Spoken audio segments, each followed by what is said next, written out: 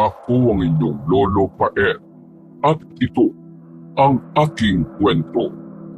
Magka-alas 12 ng tanghaling tapat ay nasa tindahan ni Aling Nena si Micaela.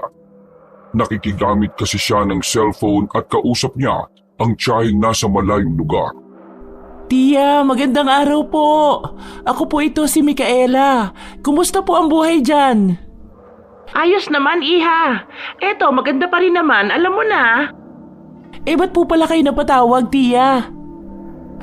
Nagpadala na kasi ako ng pera. Pakisabi na lang sa nanay Daes mo, ha? Para may panggastos kayo dyan. Naku, salamat po, Tia. Hindi niyo naman po kailangan gawin yan. Nakakahiya naman po sa inyo. Naku, wag mo nang pakaisipin pa yon. Sino-sino pa bang magtutulungan kundi tayong pamilya rin naman? Kunin nyo na lang doon sa Money Express padala na malapit dyan sa inyo. Ibibigay ko sa iyo mamaya yung reference. Napakabait niyo po talaga. Sasabihin ko po mamaya kay nanay. Siya nga pala, ang totoo niyan, kaya talaga ako tumawag dahil may sasabihin pala ako sa'yo. Ano po yun, Tia? Gusto mo rin bang mamasukan, ha? Yung kapitbahay kasi ng amo ko, nagpapahanap ng bagong tindera sa meat store nila. Yung meat store nasa tapat lang mismo ng village. 15,000 daw ang sahod sa isang buwan. Libre na lahat, pati pagkain. Talaga po? Ay, oo. Ang gusto kasi ng kapitbahay ng amo ko taga-probinsya raw. Dahil mas madali silang turuan at hindi mareklamo. Dahil sanay sa gawaing bahay. Pero hindi ka naman maglilinis ng bahay. Ang gagawin mo lang talaga magiging tindera sa meat shop nila. Meron silang kasambahay mismo kaya magaan lang din naman ang magiging trabaho. Ano, gusto mo ba? Opo. Para naman hindi na rin kami umaasa ni nanay sa pagpapadala ninyo, Tia. Para na rin kahit papano, makabawi naman ako sa inyo.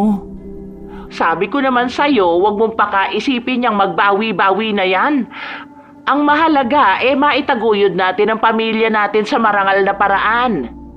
Kung handa ka na sasabihin ko na agad doon sa kapitbahay namin para makapagpadala na sa'yo ng pamasahe papunta rito. Opo, Tia. Handang-handa na ako. Ibabalita ko po agad kay nanay at siguradong matutuwa yun. Ay, sige. At huwag mo rin kalimutan yung pagpunta sa remittance para makuha ang pinadala ko. Sige na at manananghalian na. Ikumusta mo na lang ako sa nanay Daes mo, ha? Mag-iingat kayo dyan. See you soon! Salamat din po, Tia.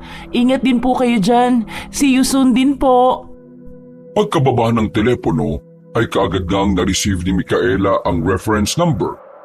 Matapos siyang magbayad kay Aling Nena ay nagtungo na nga kaagad siya sa remittance na nasa palengke para kunin ang padala ng tiyahin.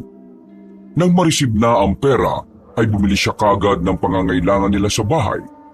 Siya na rin naman kasi ang pinag-handle ng ina sa tuwing magpapadala ng pera ang tiyahin.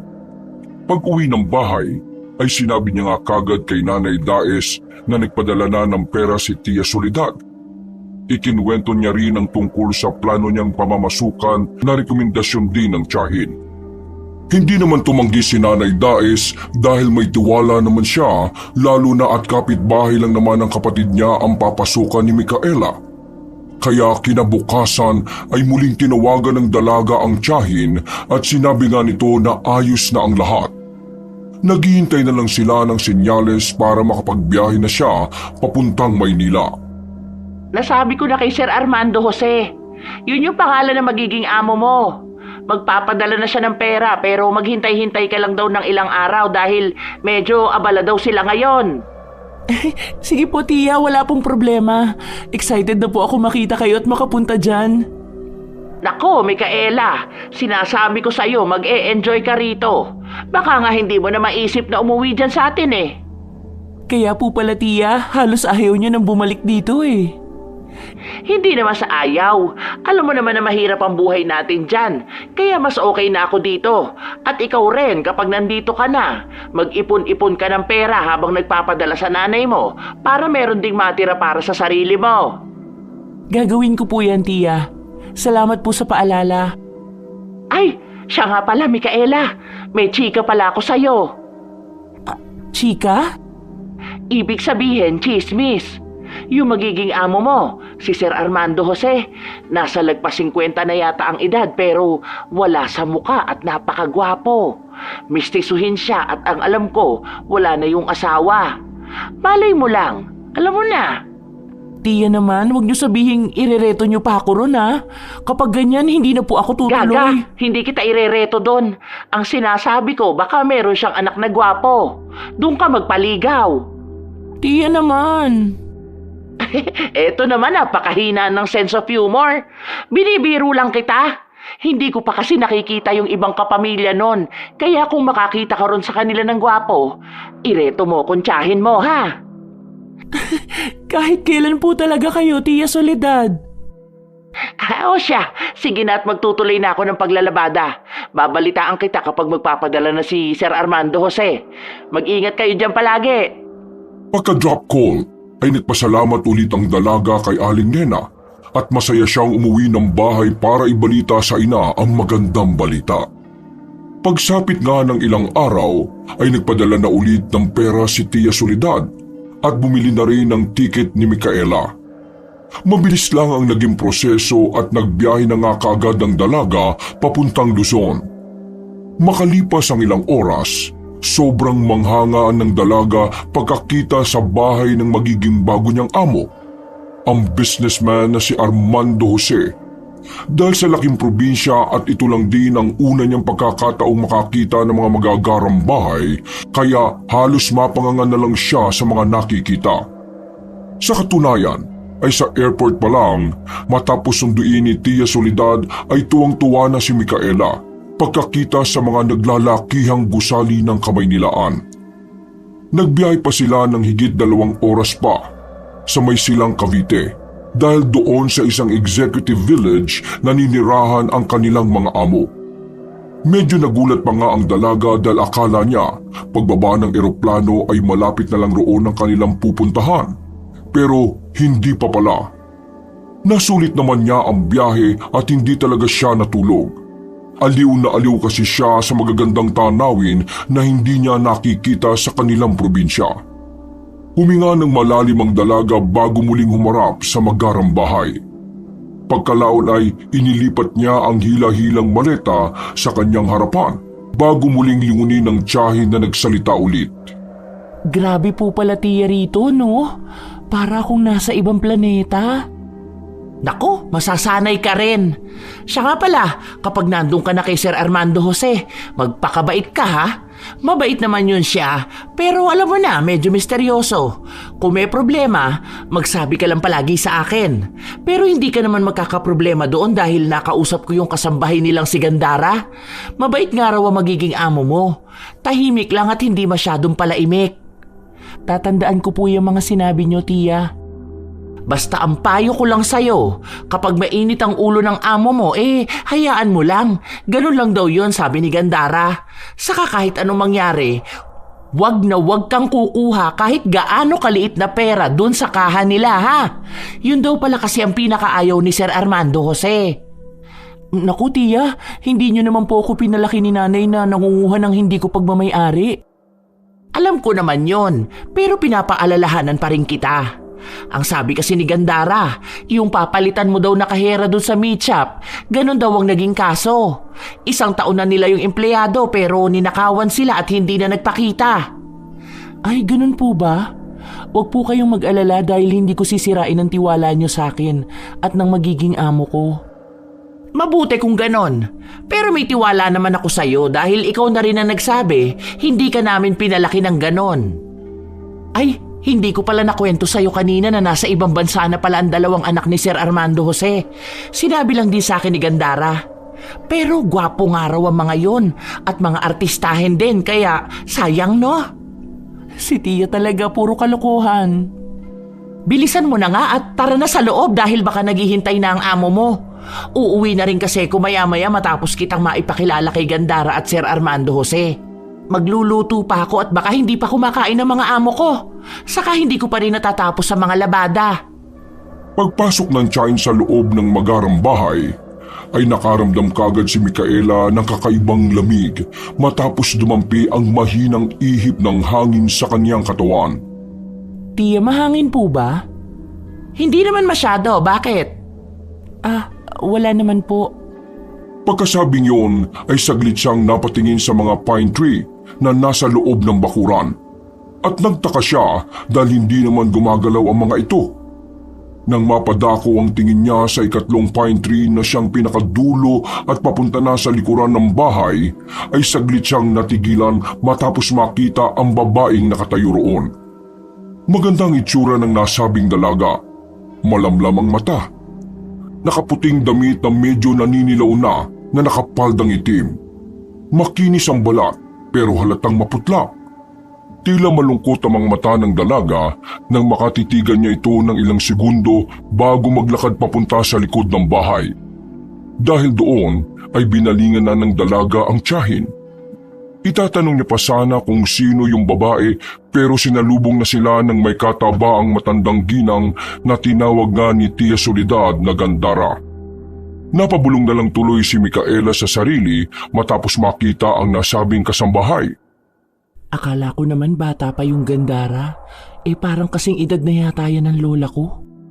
Matapos makipagkumustahan ay sinamahan na nga sila ni Gandara papasok sa loob. Ngumiti lang ng tipid si Micaela bago sila tuluyang pumasok sa loob ng bahay. Kung saan ay naabutan nga nila si Sir Armando Jose na nakaupo sa isang magarang sofa.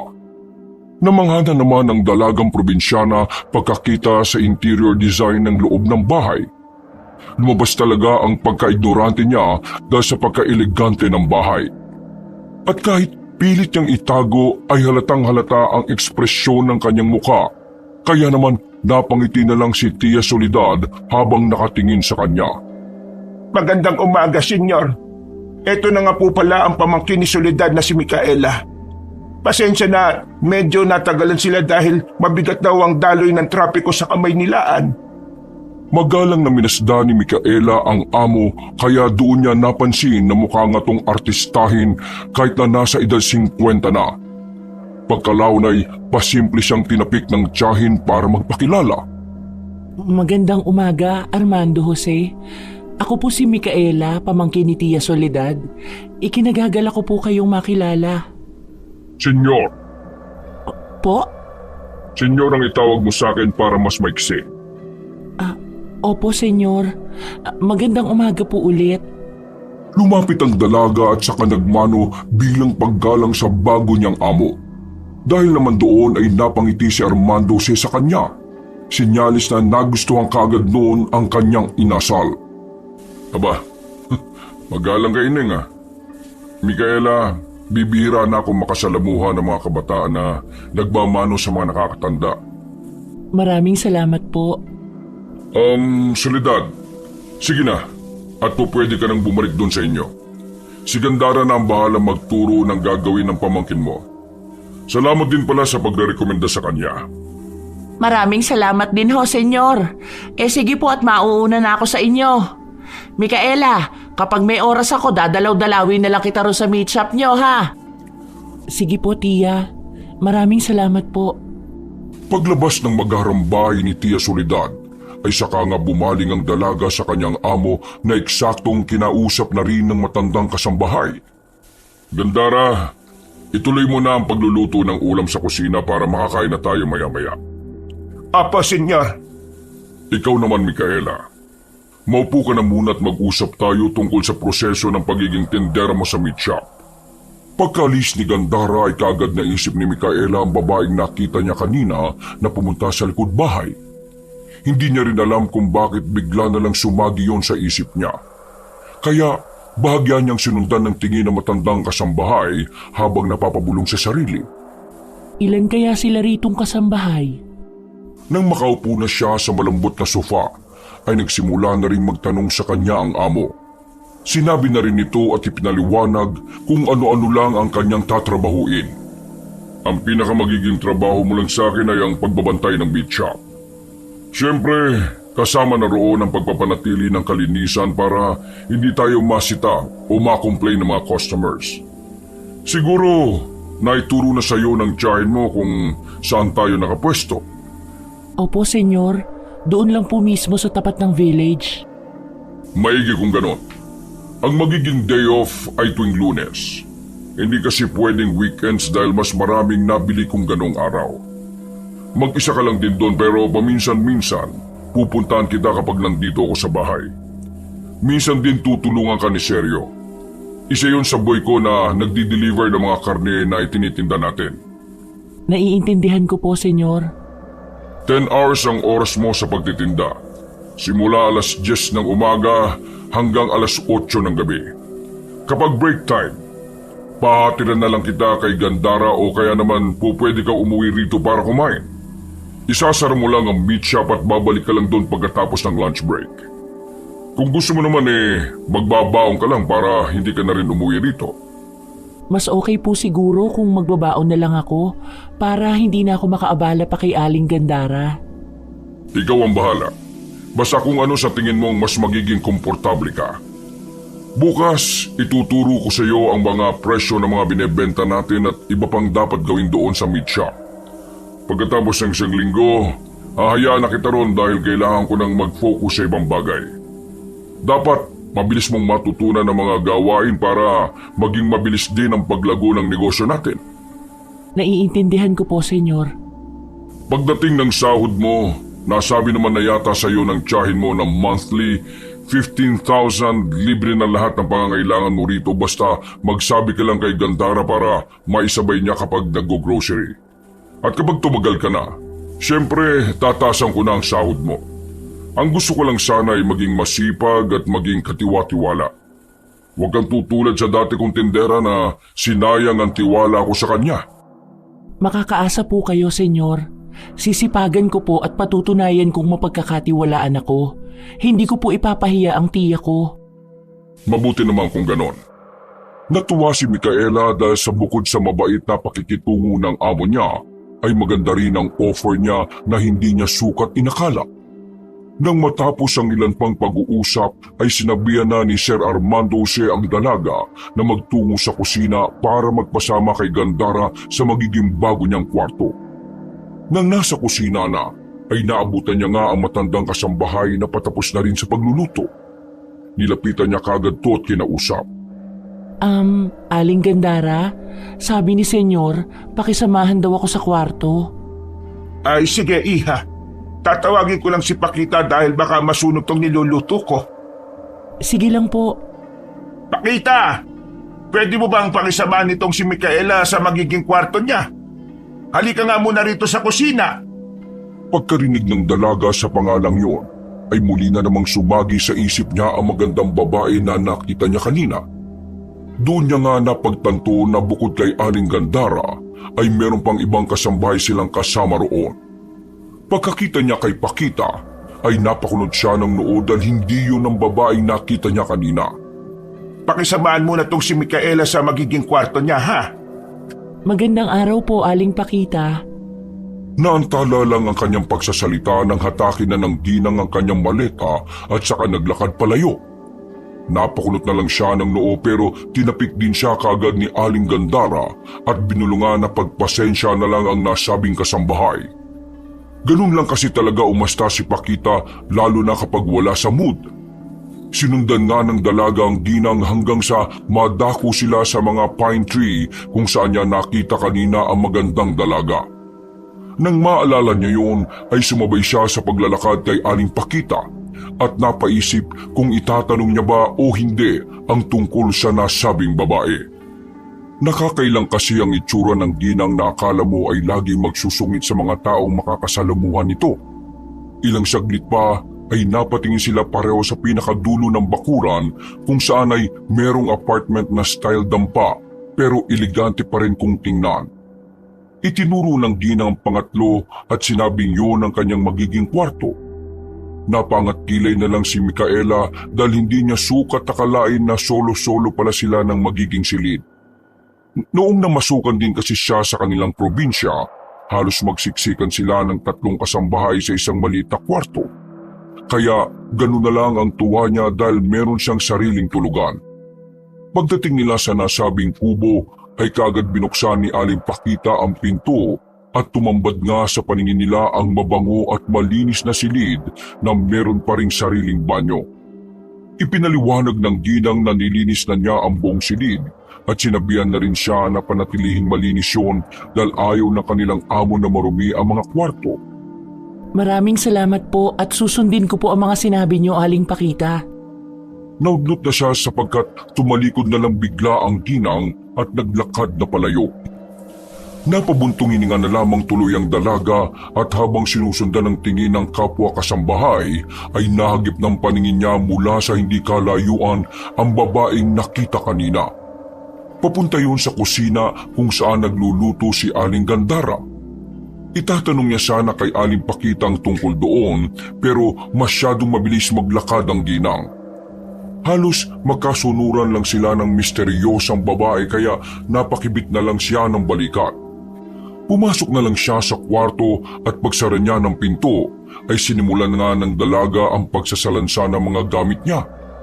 Mula sa maleta ay inisa-isa niyang nilagay ang mga damit sa aparador na naroon. Nang matapos na ay natutuwa at namamangha niyang sinuri ang kabuuan ng dampa. Aliw na aliw siya lalo na sa shower at aircon sapagkat ito ang unang pagkakataon na magkakaroon siya ng sariling kwarto. Sa bahay kasi nila sa probinsya ay halos magsiksikan din silang 5 mag-anak sa ganoon lang din kalaking dampa. Pero ngayon, solo niya lang ang lahat at bukod pa roon ay may aircon ng kwarto. Merong shower ang banyo at merong bidet ang inodoro. Parang ang swerte ko naman pala sa napasukan ko. Mabuti na lang at hindi ako nagdalawang isip nung sabihan ako ni Tia Soledad. Ay, salamat talaga ng marami sa Panginoon. Makakatulong na rin ako kay nanay at sa mga kapatid ko. Hindi na rin namin maiistorbo ang tiya dahil marami na siyang naitulong sa amin. Katulad ng binilin sa kanya ay nagpahinga nga muna si Micaela. Paghiga niya sa malambot na kutsyon ay nakatulog din siya kaagad. Bukod kasi maganda sa pakiramdam ang kama, ay talagang bitin pa ang dalaga sa tulog gawa ng mahabang biyahe. Ilang saglit pa ay naalimpungatan siya matapos marinig na bumukas ang pinto. Inaantok pang nagmulat siya ng mga mata hanggang sa maaninag ang isang tao na hindi niya makilala dahil medyo malabo pa ang kanyang paningin. Naisip niyang si Aling Pakita o Aling Gandara lang yun, nagigisingin na siya para mananghalian. Napansin niya rin kasing babae yon dahil sa hubog ng katawan. Aling Gandara? Aling Pakita? Hindi umimik ang nasabing babae. Naglakad lang yun ng marahan diretso sa banyo kaya napopo si Micaela pero nanatili pa rin siya sa kama.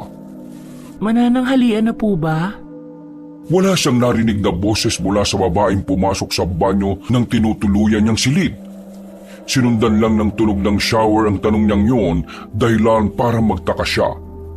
Maraan siyang tumayo at tumakbang para isara sana ang pinto ng banyo. Kaya lang ay biglang merong bumoses mula sa kanyang likuran. Paglingon doon ay laking gulat niya sapagkat nasa pintuan na ng kwarto si Aling Gandara. Sakto at gising ka na, Indeng. Tapos nang mananghalian ng amo natin kaya pwede na tayong kumain. Halika na at para makakasabay tayo nila Pakita. Hindi kagad nakaimik si Micaela sapagkat hindi pa maproseso ng utak niya ang mga nangyari. Nagpapalit-palit siya ng tingin sa matandang kasambahay at sa banyo ng kanyang silid. Hanggang sa pagkalaon ay mabilis siyang humakbang at sumilip sa loob ng banyo. Doon nga ay nakita niya na walang kahit na sinong tao roon at sadyang nakabukas lang ang shower. Hindi niya maintindihan kung ano ang mararamdaman dahil hindi niya talaga maipaliwanag ang nangyari. Napaisip tuloy siya ng malalim habang pilit na pinoproseso sa kanyang utak ang mga naganap. Guni-guni ko lang ba yun? Ineng, natulala ka na dyan at pabulong-bulong ka pa. Tara na, baka maubusan tayo ni Pakita ng ulam. Malakas pa naman kumain yon at walang pakialam sa mga kasama niya. Sige po, Aling Gandara. Tara na po. Habang naglalakad sila papuntang dirty kitchen, ay inisip-isip pa rin ng dalaga ang nangyari kanina. Hindi niya kasi sigurado sa sarili kung namamalikmata lang siya dala ng antok o totoong nga ba ang mga naganap. Eksakto 1:00 ng tanghali ay sabay-sabay na kumain silang 3 kasambahay. Masaya sina Aling Gandara at Micaela habang nagpapalitan ng mga kwentong kung ano-ano, habang si Aling Pakita naman ay napakatahimik lang. Nagkukwento ang matandang kasambahay ng mga bagay patungkol sa kanilang amo at sa kung ano-ano pa. At dahil sa wala pa namang gagawin pagkatapos mananghalian, ay lumalim ang kwentuhan nila hanggang sa hindi sinasadyang mapag-usapan ang pinalitang tindera ni Micaela na si Megan. Hindi kasi masyadong nagkukwento si Senyor patungkol nga ron kay Megan. Pero sa pagkakaalam ko, bago magtago yon at mawalang parambula nagnakaw yon ng malaking halaga dun sa meat shop. Alam mo bang 1 linggong nagsara ang tindahan kaya mainit ang ulo na ng Senyor? Umiiwas nga kami ni Pakita noon dahil ayaw naming mapagbuntunan ng galit Mabuti na nga lang talaga at ngayon naging maayos na rin ang amo natin. Habang nakikinig sa kwento ay dumako ang tingin ni Micaela kay Aling Pakita. Napansin niyang tila nanlumo ang ginang kaya hindi sinasadyang napatanong siya rito. Ayos lang po ba kayo, Aling Pakita? Para pong bigla kayong nalungkot dyan. Huwag mo nalang pansinin niyang si Pakita. Kapag talaga si Megan ang usapan nagiging ganyan yan. Malapit kasi sila sa isa't isa. Kaya nalulungkot siya sa tuwing mapag-uusapan din yon. At saka nga pala, ang totoo niyan, ayaw na talaga ni Senyor na babanggitin ang pangalan ni Megan. Kaya hanggang maaari, wag mo nang uungkatin kapag nandun ka sa meat shop o kahit dito na alam mong nandyan ang amo natin. Naiintindihan ko po, Aling Gandara. Pagkatapos kumain ay nagsimula na silang magsalansa ng kanilang mga pinagkainan. Si Micaela naman ay bigla na lang naalala ang nakitang magandang dalaga kanina, kaya bigla ulit siyang napatanong kay Aling Gandara. Nasaan po pala yung isa pang kasambahay? Ba't hindi po natin kasabay kumain, Aling Gandara? Isa pang kasambahay?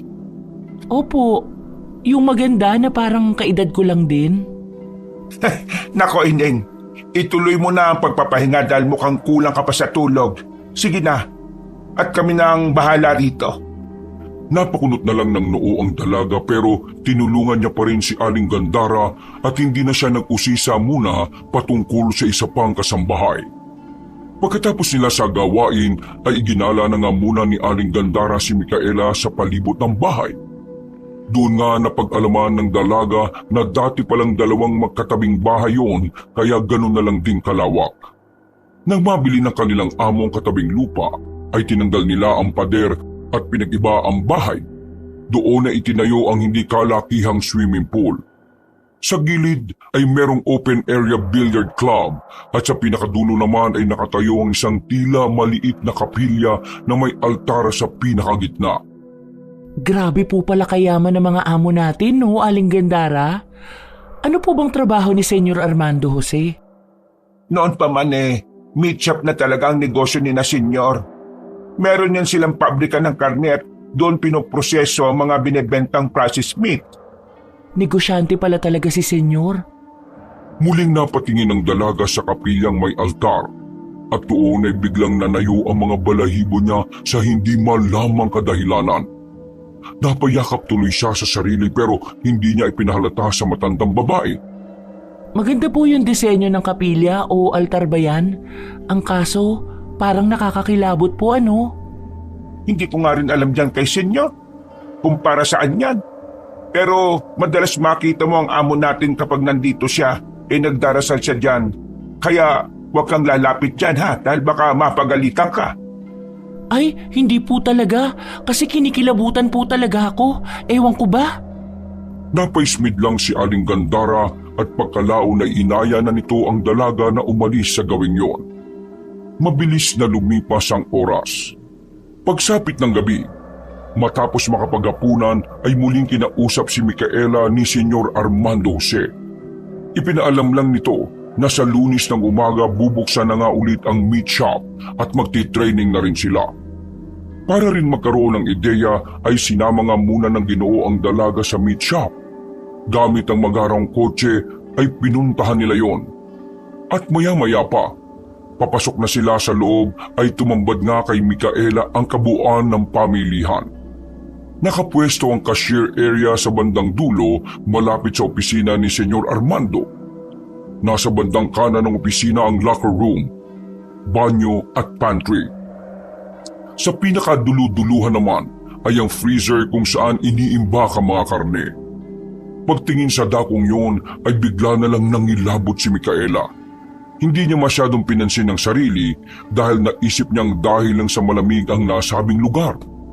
Habang nagpapaliwanag ang kanyang amo ay napalingon siya sa madilim na bahagi ng pantry sapagkat merong nahagip ang mga mata niya roon. Nagulat lang siya at tila nagising sa ulirat ng tapikin sa balikat ni Senyor Armando C. Ano? Naintindihan mo ba yung sinabi ko, Ineng? Opo, senyor. Kapag walang mga customer para malibang-libang ayusin mo yung mga pagkakasalansan ng mga frozen meat. Lalo na yung mga malalaki. Kadalasan kasi yung mga namimili kung makakalkal akala mo wala nang bukas. Hindi mo naman sila pwedeng sitahin dahil customer is always right. Naiintindihan ko po, senyor. Kapag dating mo naman sa umaga, mag-map ka muna bago ka magbukas ng meat shop. Dapat malinis saka amoy mabangong lugar at hindi malansa para balik-balikan tayo ng mga customers. Tangulang ng tango si Micaela habang pasulyap-sulyap sa bandang pantry sapagkat nandun pa rin ang kung anong anino na kanina pa niya nakikita. Nang nasa tapat na sila mismo ng frozen room at nang buksan na ni Senyor Armando siyang ilaw sa banda roon ay lumiwanag na rin ang pantry area. Nakahinga ang dalaga ng maluwag dahil ang nakikita niyang tila imahe ng isang tao ay karatula lang pala ng isang tao na iminomodel ang kanilang frozen meat. Etong pantry, pwede ka na magluto dyan dahil meron naman induction stove saka may mga gamit dyan. Kung sakaling magluluto ka ng frozen goods natin, libre naman yon pero ire-record mo para maisama sa inventory. Ayaw ko rin ng makalat dito ha. Tapos, yung mga tubig natin kapag naubos, may number dyan na tatawagan mo para makapag-order ka. Nandyan lahat sa bandang cashier yung mga phone number na mga dapat tawagan kapag may kailangan ka specifically. Kasama na yung phone number doon sa bahay. Okay po, senyor. Yun lang naman. Sa Lunes ko na ituturo sa'yo yung pricing. Mas maganda kasi na may customer na tayo para at least nakasaba ka na kagad dahil mas madali mo lang makakabisa o magagamay. Huwag ka mag-alala, madali lang naman ang trabaho mo rito. Muling humawak si Senyor Armando C. sa bagong tindera at sa pagkakataong yon ay may pagpisil na yon kaya napatingin ng dalaga sa kanya. Doon na ay napansin na lang ni Micaela na tila biglang nag-iba ang kulay ng mga mata ng kanyang amo. Bigla yung namula pero bumalik din kagad kaya napapikit siya sa pag-aakalang namamalikmata na naman. Medyo nailang din siya dahil inulit ng Ginoo yung pagpisil ng kanyang balikat. Hindi niya naman magawang alisin yon dahil nahihiya rin siya. Pero ang totoo ay hindi siya naging komportable. Mabuti na lang ay tinanggal din kagad ni Senyor Armando C. ang kamay bago sila lumabas ng meat shop. Hindi kagad sila umuwi ng bahay dahil idinaan pa siya ng amo sa isang fast food restaurant kahit hindi niya naman inirequest. Saan po tayo pupunta, senyor? Dadaan muna tayo sa fast food restaurant. May bibilin lang ako saglit. Bakit? Inaanto ka na ba? Hindi naman po. Nagulat lang ako kasi lumagpas tayo sa gate ng village. Ikaw naman. Kinabahan ka naman kagad. Nagulat ang dalaga nang bigla siyang tapikin ng amo sa hita. Hindi niya napagandaan ang tagpong yon kaya hindi talaga siya makapaniwala. Mabilis na dumalo yung kilabot sa buong pagkatao ni Micaela. Pero nang makitang tila para bang wala lang yon kay Senyor Armando C., ay pinilit niyang ikalma ang sarili. Nag-isip siya ng magandang bagay sa halip na negatibo. Siguro, ganito lang talaga kumilo si sir. Bibilang ko lang kayo ng burger nila Gandar at Pakita. Pero kung gusto mo ng spaghetti, i-order din kita. Hindi na po, senyor. Okay na po sa akin ang burger. Okay, sige. Hindi ka ba mahilig sa spaghetti? Hindi po, senyor. Alam mo, para kang yung anak kong babae. Hindi rin yun mahilig sa spaghetti. Mas gusto nun ng pansit. Ako rin po. Mas nakasanayan ko po kasing kumain ng pansit dahil bukod sa mura yon, pampahaba raw ng buhay. Natawa lang ang Ginoo dahil sa sinabing yon ng dalagang tindera. Habang hinihintay nila ang order, ay nagmuni-muni na naman tuloy si Micaela at binawi ang maruming bagay na naiisip kanina. Kaya pala gano'n na lang umasta si Sir. Nakikita niya pala ang anak niyang babae sa akin. Wala naman pala akong dapat ipag-alala. Ilang saglit pa nga, nang makuha na nila ang order ay bumalik na ang sasakyan at nang mapadaan sila sa meat shop, napalingon ulit doon si Micaela. Kitang-kita ng dalawang mga mata niya ang isang imahe ng babae na nakatayo mismo sa tapat ng main entrance. Pagdaan ng sasakyan sa kabilang lane ay nawala na lang na parang bula ang di makilalang babae. Pagkatapos noon ay pinanayuan na lang si Micaela ng balahibo nang hindi niya rin namamalayan. Isinantabi niya na lang ulit ang tungkol dito dahil naiisip niyang dahil lang yun sa lamig ng aircon ng kotse. Pagpasok nila sa main entrance ng village ay sinulyapan niya ulit ang meat shop pero hindi na talaga niya nakita ang nasabing babae. Makalipas ang ilang minuto, nang nasa loob na sila ng magharang bahay, pagbaba ng sasakyan ay inabot kagad ni Senyor Armando Jose ang paper bag na may lamang mga burger at french fries. Pagkatapos noon ay nauna nang pumasok ang Ginoo sa loob habang siya naman ay kinakandado na ang gate. Nang masigurong nakalak na nga ang gate ay hindi niya sinasadyang napatingin ng dalaga sa kinaroroonan ng swimming pool. Kita kasi yon mula sa kanyang pwesto pati na rin ang kapilyang may altar na nasa pinakadulo. Eksaktong pagdako ng tingin niya roon ay meron silang napansin na tila tumalamsik sa tubig. Kaya maraan siyang nagpunta roon para masipat kung ano ang nahulog sa swimming pool na siyang dahilan ng pagtilamsik ng tubig doon. Subalit nakakailang hakbang pa lang siya nang maaninag niya na parabang merong lumalangoy mula sa swimming pool. May naliligo pa ng ganitong oras na pagkalamig-lamig? Sino naman kaya yun? Si Aling Gandara o si Aling Pakita? O yung hindi ko pa nakikilalang isa pang kasambahay? Nagsimple lang siya ng silip doon para hindi masabing nagmamatsyag siya kung sakaling meron na talagang naliligo ng ganong oras sa swimming pool. Pagkaahon ng kung sino ay mabilis siyang tumakbo papunta sa magarang kotse ng amo at nagtago. Pagkatapos ay muli siyang sumilip at doon na nga ay nakita niya ang babaeng una niyang nasipat sa pine tree kaninang umaga. Siya yung nakita ko kaninang umaga. Sino ba siya? Siya ba yung sinasabi ni Senyor na babaeng anak? Sabi ni Tia Soledad, lahat daw ng anak ng amo ko nasa ibang bansa na. Ipinagpatuloy niya ang pagmamasid sa babae na tila hindi alintana ang lamig ng gabi. Naglakad yun papunta sa kapilya at doon tumambay bago nagubad ng buong saplot. Nanlaki ang mga mata ng dalaga at natutok na lang ang bibig sa sobrang pagkagulat. Kahit na babae kasi siya, ay ngayon lang din siya nakakita ng kapwa dalaga na hubot-hubad. Naasiwa siya dahil hindi naman siya sanay ng ganon. Diyos ko po, ang mga babae talaga rito parang mga pakawala. Kahit tumagal ako rito ng ilang taon, hindi ako magiging ganyan. Napapasign of the cross pa siya habang patuloy na nililingo ng misteryosang babae na nagpapaikot-ikot na sa kapilya habang sumasayaw-sayaw. Habang patuloy ang lihim niyang pagmamasid, ay bigla na lang siya ulit pinanayuan ng balahibo. Tila ba may kung anong malamig na presensya na parabang yumakap sa kanya kasunod ng mainhing pagbulong ng kung sino na parabang sumabay lang sa hangin. Umalis ka na rito. Sa isang iglap ay nawala sa isip niya ang nakitang hubad na babae. Napalitan nito kagad ng kilabot kaya dali-dali siyang umalis sa lugar na yon at nagtungo na sa dirty kitchen kung saan naabutan sina Aling Gandara at Aling Pakita na nagkukwentuhan. Wala sa sarili niyang inabot ang paper bag na may lamang burger at french fries. Habang napapakunot noo siyang pinagmasdan ng dalawang ginang. Para ka nakakita ng multo dyan, Ineng. Po, ano ho kasi, Aling Gandara? Wala naman po. Nilamig lang ako sa labas. Ano pala tong daladala mo? Dumaan po kami ni Senyor sa fast food restaurant tapos bumili siya ng burger at french fries para sa atin. Aba, mukhang nagustuhan ka kagad ng senyor Mukha nga po eh. Sabi niya kasi, nakikita niya raw yung anak niyang babae sa akin. Nagkatinginan sina Aling Gandara at Aling Pakita na sabay pang napakulot ng noo.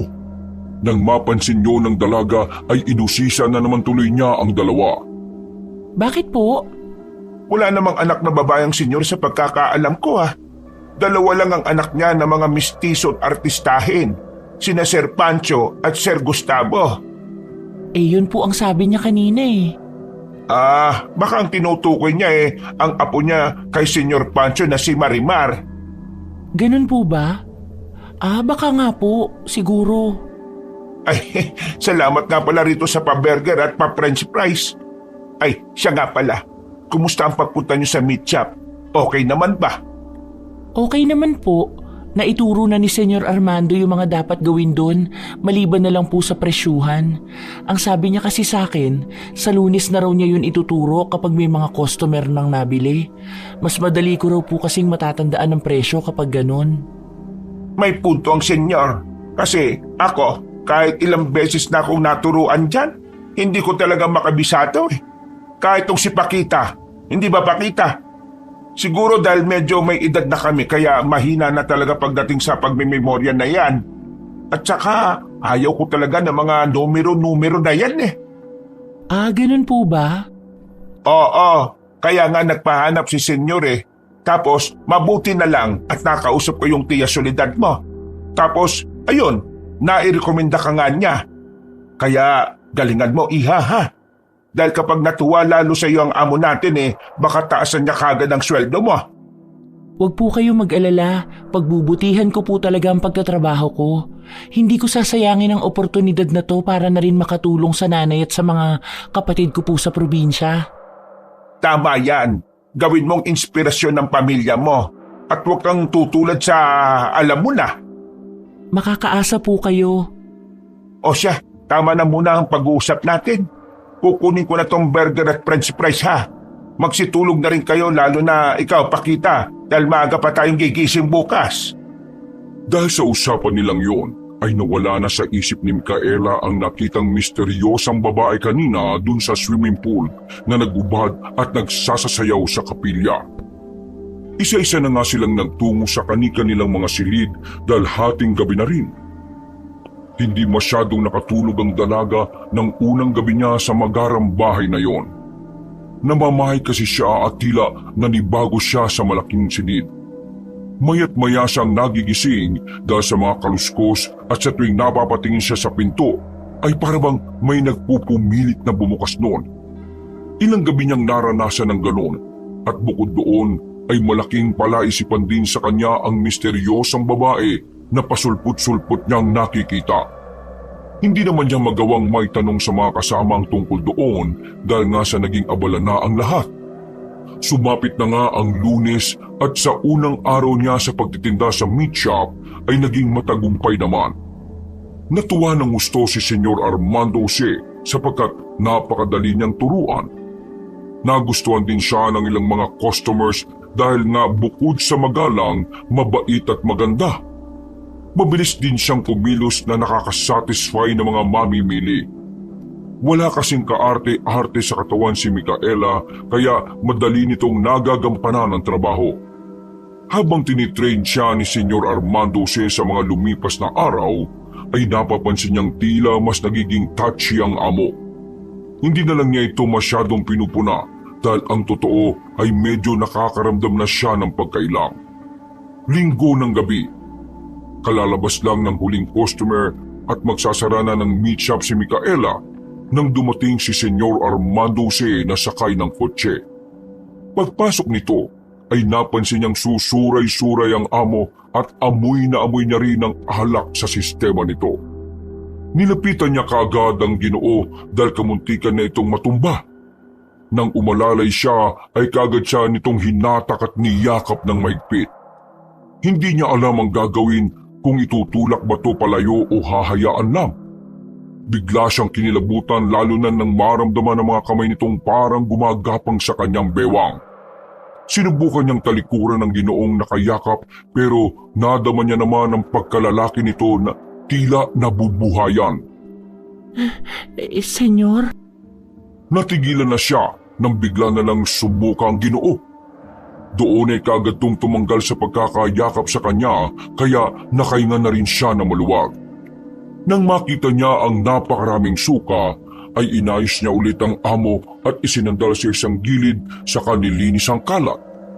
Mabuti na lang din ay napadaan doon ang sasakyang delivery truck ni Sergio at nang makita ng binata si Senyor Armando Jose, ay tinulungan niya itong isakay sa sasakyan. Salamat sa pagtulong. Ikaw si Sergio, di ba? Oo, ako nga yun. Nagkita na tayo rito nung nakaraan, di ba? O siya, ako nang mag-aatid dito kay senyor. Kaya mo na ba rito? Mag-isa o sasabay ka na? Sige na, mauna ka na. Lilinisin ko pa kasi tong suka ni senyor. Kailangan mawala ang amoy para bukas hindi mamaho tong shop. O siya, sige. Mag-ingat ka ha. Ikaw rin. Ikaw nang bahala kay senyor ha. Pag-alis ng binata kasama ang kanyang amo, ay napahawak sa dibdib si Micaela. Hindi pa rin kasi maalis sa isip niya ang tila pagtatangka ng Ginoo na gawan siya ng masama.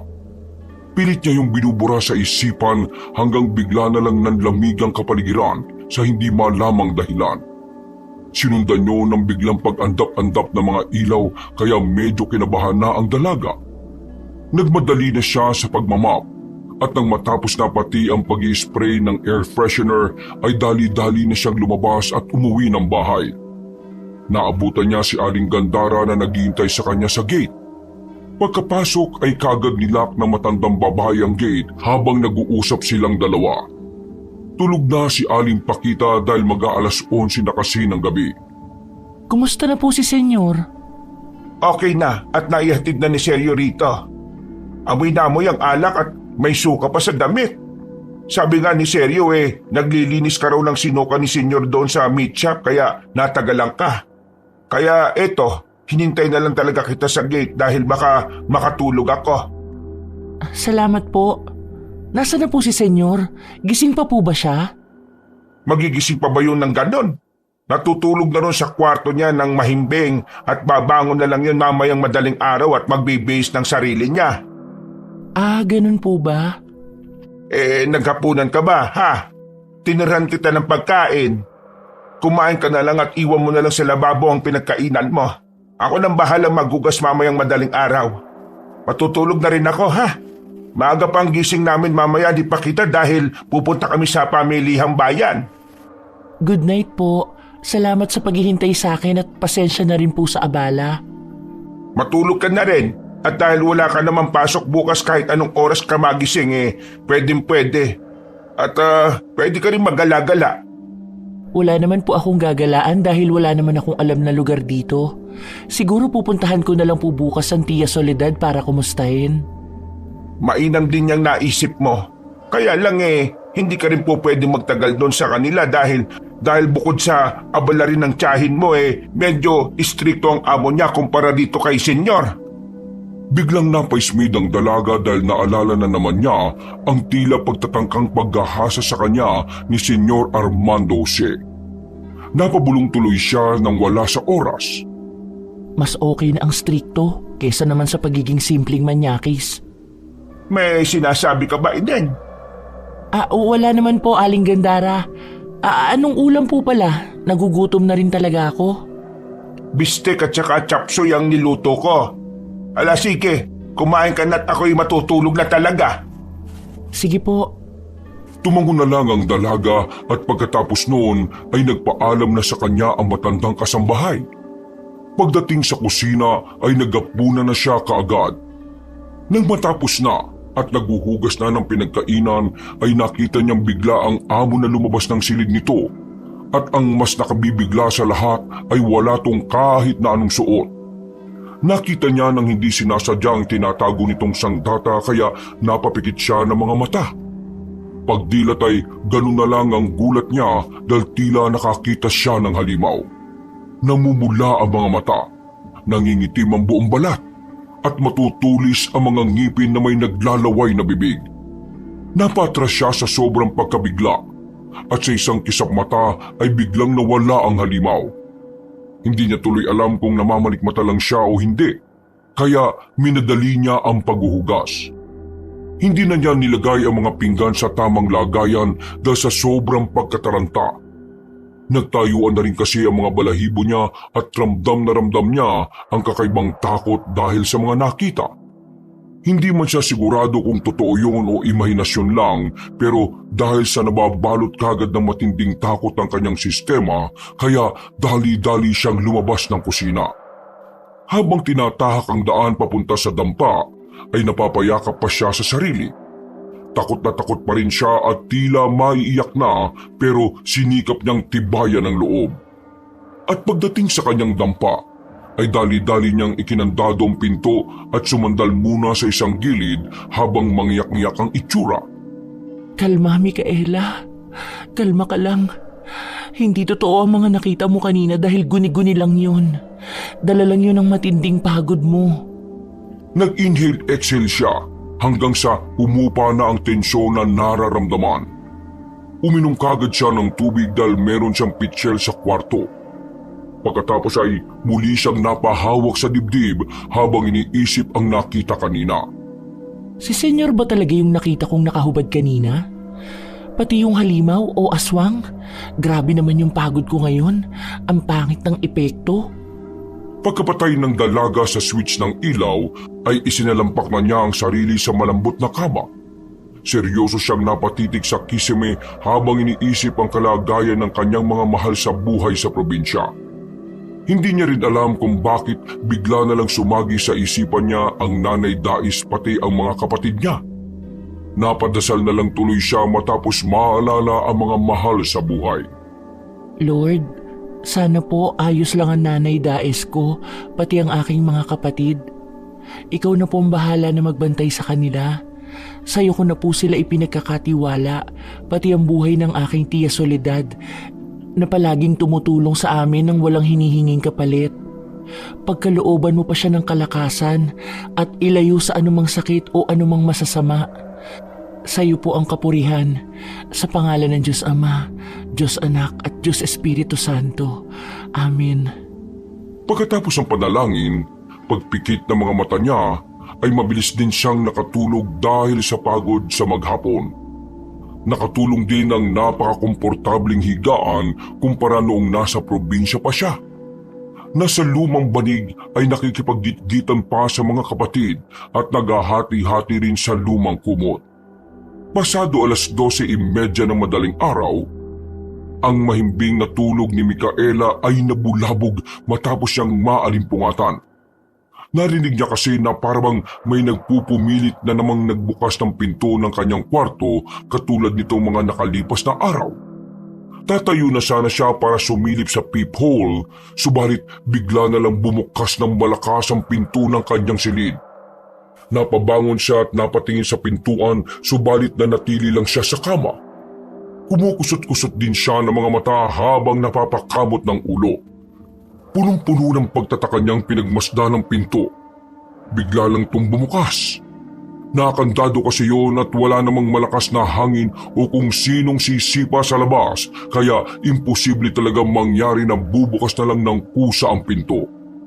Paanong biglang bumukas ang pinto? Anong Natigilan siya sa pagsasalita matapos mahagip ng paningin ng babaeng nakita niyang naliligo sa swimming pool noong nakaraang gabi. Mula sa hindi kalayuan ay nakatayo lang yun sa labas at malungkot na nakatingin sa kanya. Sino ka? Biglang naglakad ang babae palayo, kaya umalis siya sa higaan at patakbong nagtungo sa pintuan para sundan yun ng tingin.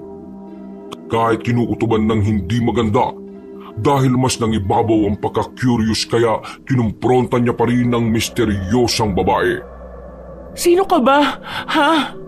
Multo ka ba o ano? Hindi siya pinansin ng magandang dalaga. Naglakad lang to hanggang sa marating ang mga pine tree papunta sa parking area. Nalilito man sa mga nangyayari ay hindi na rin nakatiis pa si Micaela. Lumabas siya ng dampa. Sinundan ng babae hanggang sa makarating din siya sa parking area. Nang nandun na, ay hindi na niya nakita ang hinahanap. Tanging ang sasakyan ni Senyor Armando sinalang ang nandoon kaya iginala niya ang tingin. Pagkalaon ay natanaw niya ang binibini sa kabilang dulo ng swimming pool. Basang-basa ang katawan nito at walang kahit na anong suot kaya bagyang nagulat na naman si Micaela. Hala ka na, wala ka na namang saplot. Sino ka ba talaga? Ha? Naudlot na naman si Micaela sa pagsasalita dahil tinalikuran siya ng misteryosang dalaga. Naglakad yun hanggang marating ang kapilya at ang nasa bandang altar na yon ay bigla na lang humangin ng may kalakasan. Nang dumampito sa katawan ng dalaga ay kakaibang kilabot ang kanyang naramdaman. Para bang nanunuot sa kalamnan at kaluluwa niya ang matinding takot kaya napayakap siya sa sarili. Mabilis din na gumapang ang lamig na yon sa buo niyang pagkatao kaya naramdaman niya ang bigat sa bandang batok maging sa pangangatog ng kanyang mga tuhod. Pagdako niya ulit ng tingin sa misteryosang binibini ay nagimbal na siya sa kanyang nakita sapagkat wala na tong ulo. Naliligo na rin sa dugo ang buong katawan nito. Ang pinakamasaklap ay wakwak ang tiyan nito at isa-isang nahuhulog ang mga lamang loob na parang katulad na sa karning ibinebenta nila. Maya-maya pa ay bigla na lang lumagapak sa harapan niya ang ulo ng misteryosang babae. Dilat na dilat ang mga mata nitong tila umiiyak ng dugo. Nakatingin sa kanya na parang nanlulumo. Bigla tong nagbuka ng bibig at biglang nagwika. Umalis ka na rito kung ayaw mong matulad sa akin. Pagkatapos marinig ang mga salitang yun, ay nagulat na lang siya dahil nasa harapan na niya ang katawang duguan na wakwak ang tiyan at may nahuhulog na mga laman loob. Yumakap to sa kanya, kaya napaliguan na rin siya ng napakalansang dugo. Pagkatapos noon, mula sa mismong kapilya, ay biglang lumitaw ang halimaw na nakita niya kagabi. Nanlilisik ang mga mata nitong nakatingin sa kanya. Naglalaway at parabang takam na matikman ng kanyang katawan. Nang sasalakay na to, ay bigla siyang tumakbo subalit hindi rin siya makalis sa pwesto dahil nilingkis na siya ng dugo ang katawan na walang ulo. Nagpumiglas siya, subalit natumba lang silang dalawa. Sinamantala niya ang pagkakataong yun. At kahit diring-diri habang niiwasan ang sarili sa mga lamang loob ay hindi niya to inalintana hanggang sa tuluyan na siyang makakawala. Nang palayo na sa lugar na yon ay kitang-kita niya kung paano lumundag ang halimaw mula sa kapilya.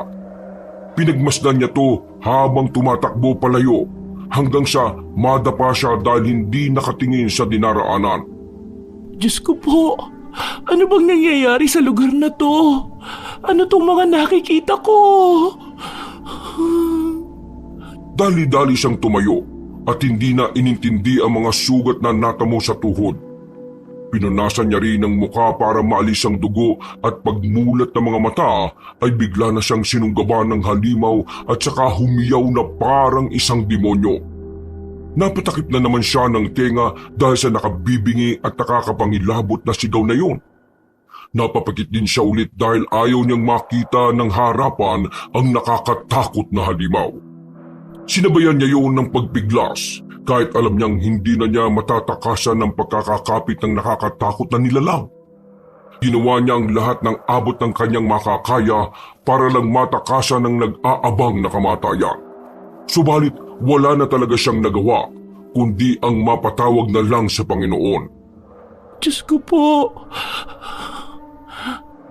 Hindi ka makakatakas sa akin! Akin ka lang, Micaela! Akin ka lang! Mapapasakin ka! Hindi po pwedeng hindi! Sinabayan niyo ng pagsasalita ng ulong nakahiwalay sa katawan habang nakatingin sa kanya. Umalis ka na rito kung ayaw mong matulad sa akin. Hindi ka na makakatakas pa sa lugar na to, Micaela. Hindi ka po pwedeng umalis. Wala ka nang mapupuntahan dahil akin ka lang. Akin lang ang katawan mo. Akin lang ang buo mong pagkatao. Akin lang ang kaluluwa mo. Akin ka lang. Akin ka lang. Umalis ka na rito kung ayaw mong matulad sa akin. Dahil sa pagkalito, matinding takot at tensyon ay hindi na nakayanan pa ni Micaela ang mga nakikita. Napayaw siya ng gusto dahil sa sobrang takot. Tulong! Diyos ko po! Aling Gandara! Aling Pakita! Senyor Armando Jose! Tulungan niyo po ako! May halimaw at bangkay! Taka sa akin! Akin ka lang, Micaela! Akin ka lang! Mapapasakin ka! Hindi po pwedeng hindi! Umalis ka na rito kung ayaw mong matulad ka sa akin. Pagmulat ng mga mata, ay ganoon na lang ang takot niya at gulat sapagkat nasa dampalang pala siya. Pawis na pawis ang katawan, subalit nanlalamig naman siya at nangangatog sa takot. Pagtingin niya sa orasan, ay eksakto 3:00 na ng madaling araw. Kaya napasandal siya sa pader habang nagpupunas ng sariling pawis. Diyos ko po, ano bang masamang panaginip yun? Parang totoo. Akala ko talaga totoo na. Diyos ko po, wag naman sanang magkatotoo. Wag naman po sana, Panginoon ko. Hindi na niya natapos halos ang binabanggit dahil pagtingin niya sa pinto ay nakabukas na nga ito. Napa-sign of the cross kaagad siya sabay sara nito. Dahil sa pangyayaring yon, ay hindi na dinalo pa ng antok si Micaela. Pagsapit ng 5:00 ng umaga ay lumabas na siya ng dampa at nagtungo sa dirty kitchen. Naabutan niya na may tao na roon na inakala pa niyang isa kina Aling Gandara o Aling Pakita. Nakapwesto yon sa tapat ng kalan na parang naghihintay sa pagkulo ng kung anumang nakasalang doon. Nung una ay nag-alangan pa ang dalaga na makipag-usap dahil lutang pa talaga siya. Bukod kasi sa kulang na sa tulog ay iniisip niya pa rin ang patungkol sa masamang panaginip kanina. Pero dahil sa gusto na niyang makapagkape at makapag-almusal, ay kinumpronta na niya ang babaeng nakatalikod. Aling Gandara? Hindi niya rin alam sa sarili pero tila nag-aalangan siyang lapitan ng nasabing babae sa tapat ng kalan. Aling Pakita? Magandang umaga po. Hindi pa rin yun umiimik. Naglakad lang yun palabas ng dirty kitchen habang nakatalikod sa kanya. Susundan niya sana to kaya lang ay bigla nang magkasunurang pumasok sina Aling Gandara at Aling Pakita mula sa kabilang pintuan. Nagngingitian pa ang dalawa habang nagkukwentuhan kaya gulat na gulat si Micaela dahil kanina lang ay may isang babaeng lumabas. Magandang umaga, Ineng. Micaela, Magandang umaga rin po. ang aga mong magising Wala kang pasok ngayon, di ba? Teka, bakit parang nakatulala ka dyan? Halika't magsalabat ka muna. Eto, nagpainit ako. Mas masarap to kaysa sa kape. Mas healthy pa. Tila wala sa sariling napatango na lang ang dalaga bago sumagot. Matapos siyang mapagtanto na hindi si Aling Gandara o Aling Pakita ang babaeng nakita niya kanina, ay biglang bumilis ang tibok ng puso niya. Kinutuban na kagad siya sa mga nangyayari. At doon ay unti-unti niyang napagtanto ang mga bagay-bagay. At matapos ma-realize na hindi nga pangkaraniwan ang nangyaring yon, simula pa nitong mga nakalipas ay kusa na lang nanayo ang mga balahibo niya sa katawan. Namutla rin siya sa takot subalit hindi niya masyadong ipinaramdam sa kaharap ang tungkol doon. Para mabilis makalimutan ang mga pangyayaring yon. Pagkatapos niyang uminom ng salabat at mag-almusal, ay nagpasya muna siyang magtungo sa swimming pool area para lumanghap ng sariwang hangin. Sino yung babaeng yun? Sigurado akong siya rin ang nasa panaginip ko. Kung ganon, posibleng multo nga siya. O baka siya yung mega na sinasabi nilang tumakas at nagnakaw. Paano kung hindi pala talaga siya tumakas? Posible kaya na pinagsamantalahan siya ni Senyor, katulad ng kamuntikan niyang gawin sa akin? Paano kung napagsamantalahan na nga siya at pinatay, saka inilibing sa kung saan ang katawan at pinalabas lang na tumakas siya at nagnakaw? Ay, ano ba itong mga naiisip ko? Pagkatapos ng mga tanong na yon, ay biglang napabaling ang tingin ng dalaga sa maliit na kapilya. Bigla na naman siyang nakaramdam ng kakaibang kilabot. Kilabot na parabang merong hindi pangkaraniwang umaali-aligid. Dahil probinsyana, malaki ang paniniwala ni Micaela pagdating sa mga bagay na hindi pangkaraniwan. Katulad ng multo, inkanto, aswang, labang lupa, demonyo, anghel at iba pa.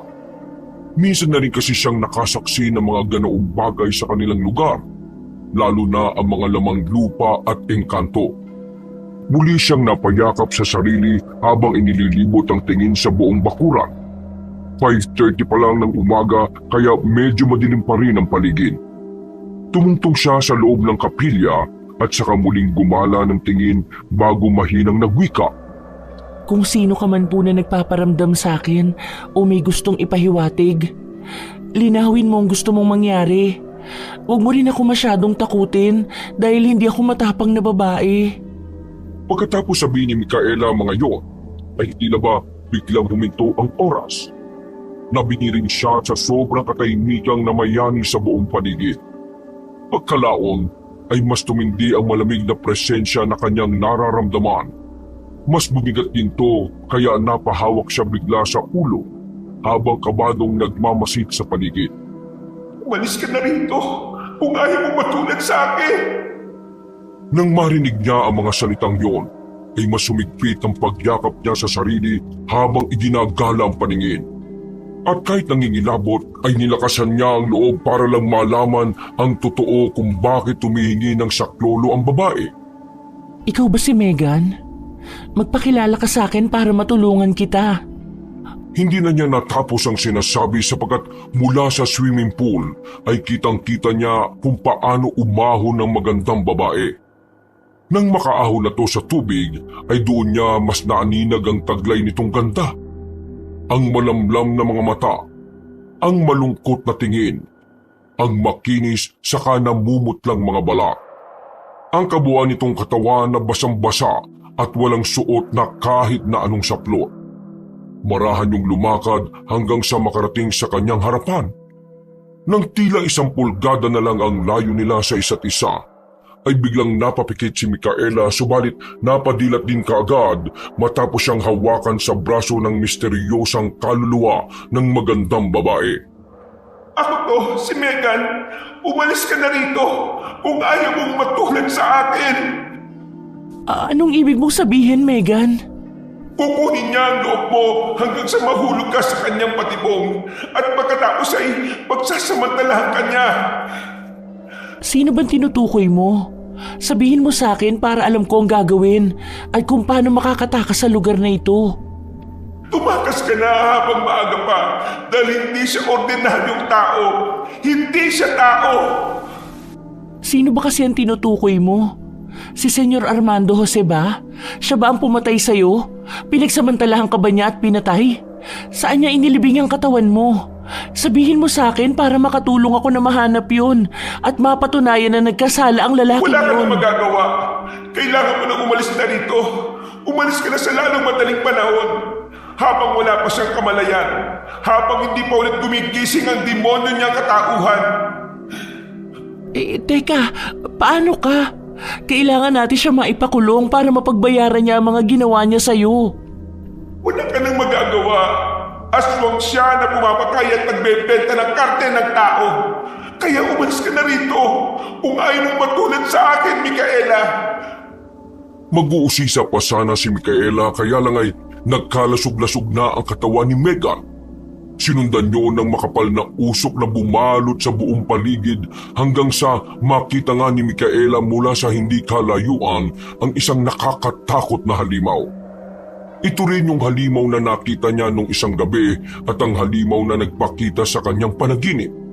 Nangilabot siya lalo nang bigla na lang itong ngumiti na abot tenga. Sinundan niyo ng paghalakak na parang isang demonyo kaya napapikit tuloy ulit ang dalaga.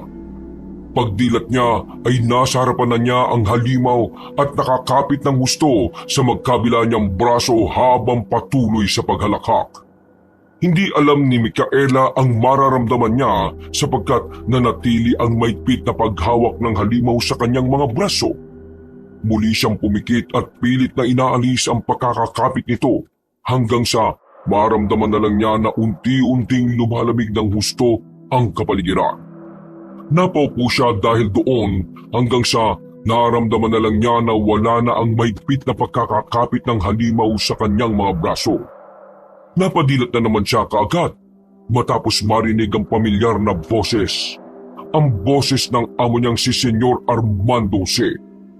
Anong ginagawa mo rito sa kapilya? Senyor? Ang sabi ko, anong ginagawa mo rito sa kapilya? Hindi mo ba alam na hindi ako nagpapatapak ng kung sino-sino rito?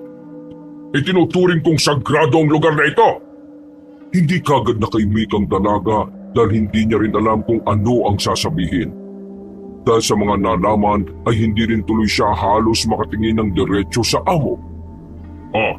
Ba't hindi ka nagsasalita, Micaela? Ayos ka lang ba? Nangahawakan na siya ng amo sa balikat ay otomatiko na niya tong natapik ng wala sa sarili. Pareho silang nagulat sa nangyari pero yumukod kagad siya at tumingin ng tawad. Pasensya na po, Senyor. Natigilan na siya sapagkat muling itinuloy ng Ginoo ang pagkapit sa kanyang balikat. Hindi lang doon natapos yun dahil hinimas-himas na nito ang balikat niya dahilan para hindi siya maging komportable.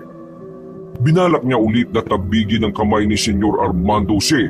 Pero mas sumigpit lang ang pagkakakapit nito at mas diniinan pa na para na siyang nasasaktan. Senyor, nasasaktan na po ako. Pasensya na kung napadiin ang hawak ko. Siya nga pala. Pwede bang samahan mo ko mamaya na magpunta sa meat shop? Po? Day off ko po ngayon, di ba? Saglit lang naman tayo. May bago lang ako ituturo sa'yo. Pero senyor, pupunta kasi ako kay Tia Soledad mamaya eh. Iatid na lang kita ron pagkagaling natin sa meat shop. Huwag ka mag-alala dahil mabilis lang naman tayo. Pero kung magugustuhan mo ang gagawin natin, malamang magtagal tayo ron. Mabilis na gumapang ang kilabot sa buong pagkatao ni Micaela matapos marinig ang sinabi niyo ni Senyor Armando C. Ramdam na ramdam niya kasi ang malisyosong pakahulugan ng kanyang amo. Nanumbalik tuloy sa isip niya ang mga sinabi kanina ni Megan. Kukunin niya ang loob mo hanggang sa mahulugan na sa kanyang patibong at pagkatapos ay pagsasamantalahan ka niya. Tumakas ka na habang maaga pa dahil hindi siya ordinaryong tao. Hindi siya tao. Kailangan mo na umalis na rito. Umalis ka na sa lalong madaling panahon habang wala pa siyang kamalayan. Habang hindi pa ulit gumigising ang demonyo niyang katauhan. Wala kang magagawa. Aswang siya na pumapatay at nagbebenta ng karne ng mga tao. Kaya umalis ka na rito kung ayaw mong matulad ka sa akin, Micaela. Matapos yung maalala nang lingunin niya si Senyor Armando C. ay ganun na lang ang pagkatakot niya nang makita ang anyo ng halimaw na palagi niyang nakikita. Napatras siya subalit sa isang kisap mata ay bumalik din ang dati nitong anyo kaya halos masuka siya sa kinatatayuan. Micaela, natulala ka na naman. Bumalik ka na sa loob at ipapatawag na lang kita kay Gandara kapag pupunta na tayo sa meat shop. Kailangan ko pang magdasal ngayong umaga. Yumukod na lang ang dalaga at naglakad kaagad palayo. Nang malapit na siya sa pintuan papasok sa dirty kitchen ay muli niyang sinulyapan ng amo. Nakaluhod na si Senyor Armando C. sa tapat ng altar ng kapilya at taimtim na nagdarasal. Pero habang ginagawa yun ng Ginoo, ay hindi isang mabait na tao ang nakikita ni Micaela, kundi isang demonyo na napakahalang ng kaluluwa. Naabutan niya ang dalawang kasambahay na nag-aalmusal na. Wala sa sarili siyang umupo sa tapat ng hapagkainan at tahimik na nakisabay sa pagkain. Habang nag-uusap sila Aling Gandara at Aling Pakita, ay tila lutang siyang kumakain. Hindi niya nga maintindihan ang pinag-uusapan ng dalawa at tango lang siya ng tango sa mga ito. Mas nangingibabaw kasi sa isip niya ang mga nalamang madilim na sikreto ng among halampala ang kaluluwa at isang aswang. Bigla rin tuloy siyang napaisip kung may alam ba ang mga kasamahang kasambahay tungkol sa totoong pagkatao ni Senyor Armando C. Aling Gandara, Aling Pakita, May tanong po ako. Ano yun, Ineng? Naniniwala po ba talaga kayo na nagnakaw dito si Megan at nagpakalayo-layo? Nagkatinginan na naman ng dalawang kasambahay at pagkatapos noon ay napasulya pa si Aling Gandara sa pintuan bago tumugon. Micaela, di ba sinabihan na kita na huwag mo nang babanggitin ang tungkol dyan? Nandito pa naman si Senyor. Kapag narinig tayo noon, siguradong magagalit sa atin yon. Bakit po ayaw niyang pag-usapan ng tungkol sa bagay na yon? Hindi po kaya may kinalaman siya Tama sa... na, Micaela. Sinabi kong manahimik ka na. Natigilan na nga ang dalaga matapos siyang sawatahin ng nakatatandang kasambahay. Subalit bigla ring nanlaki ang mga mata niya matapos mapagtanto ang isang bagay.